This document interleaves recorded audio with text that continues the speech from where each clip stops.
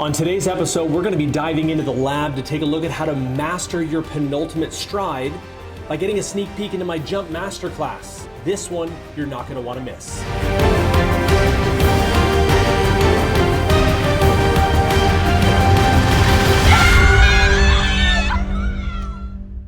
What's going on, everybody? It is Coach Ty, the Jump Guy, and we're back.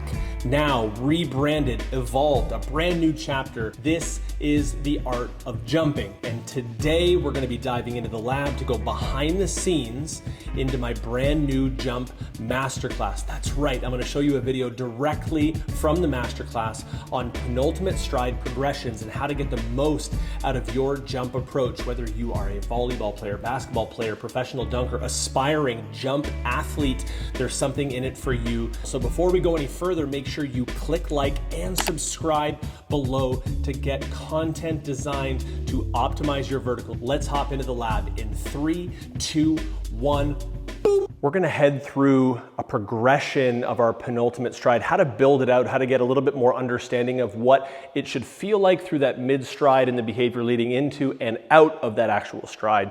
So number one is determining kind of a relative penultimate stride length or distance. The easiest way to do this is take a knee, so a lunge, we want to form 90 degrees at the back knee, 90 degrees at the front, and then from here we're going to stand up and then we're going to push the floor away so our body is a little bit more positioned on that back rear hip. You'll feel some tension in that back kind of hip flexor region. And then we're going to take that lead foot, we're going to turn the toe out. If you're right-footed, it's going to be to 1 o'clock on the clock. If you're left, it's to 11. We're going to get in this position and we're going to place more of the weight on the heel and slight outside edge of the foot, and then we'll bring our hands back here. This is a position that I want you to start getting comfortable in. It's very uncomfortable to begin with. Not a lot of people take the time to explore some of these positions in a static sense, right? We're used to just rushing through them, but this is going to expose some of the root or core faults that we have in our movement. So this is how to determine our relative strength. If you are unsure of how to get in and out of that, you can actually take a cone or a couple cones to give you a starting and an end position, or if you have a bit more body awareness already, it's something that you can just move in and out of. So that's our kind of 90-90 setup to be able to find our distance.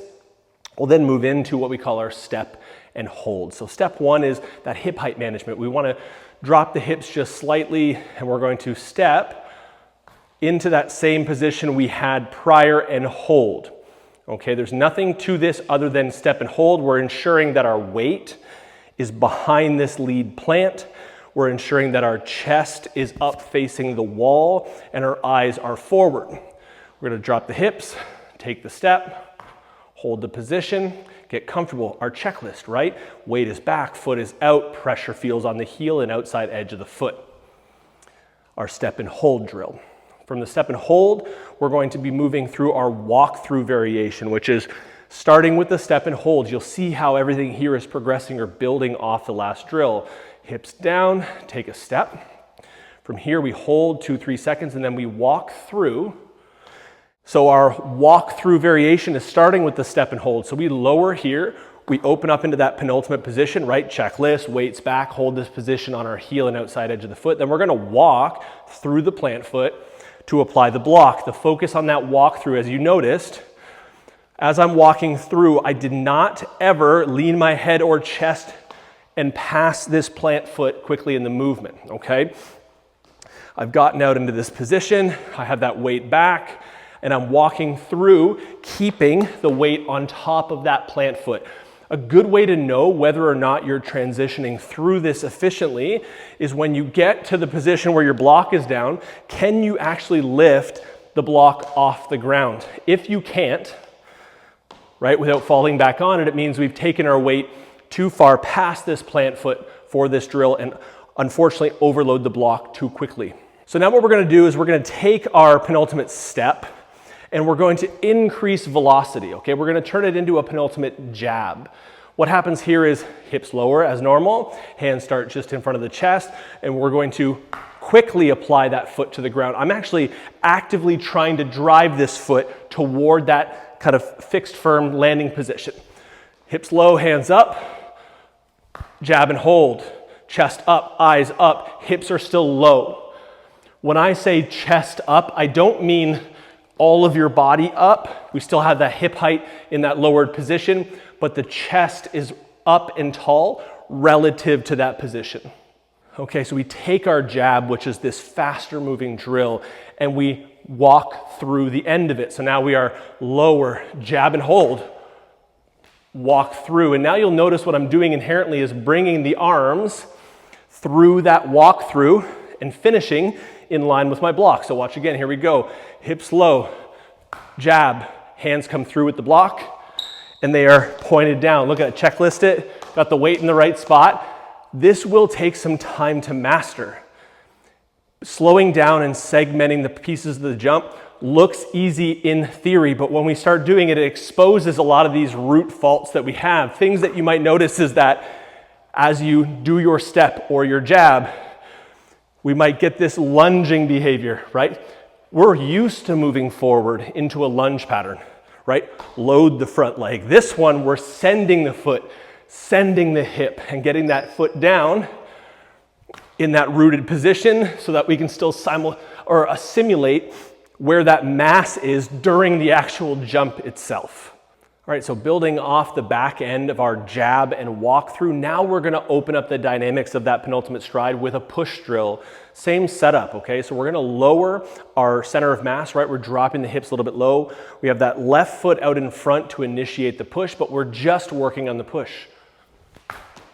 You'll notice that I'm really focusing on, again, maintaining that upright chest posture and driving my hip toward that wall. So left in front, hands here. We're gonna load up that left foot and bring through. Don't be worried about jumping during these reps. This is about the behavior of the push, accelerating the hip toward the wall, okay?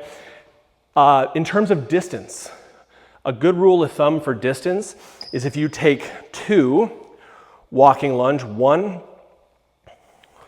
2, and place a cone. I don't have one down here because I'm very familiar with my distances, but if you want something to work for, 2 walking lunge at 90 degrees will give you a target to encourage that really deliberate active stride. Let's do this one more time, okay? So we have hips drop, hands in front to prevent a lot of this forward back movement, and then push. So that is our push drill. We'll take our push drill and then we'll add in our punch element, which is our block foot. We did this at the end of our warm-up.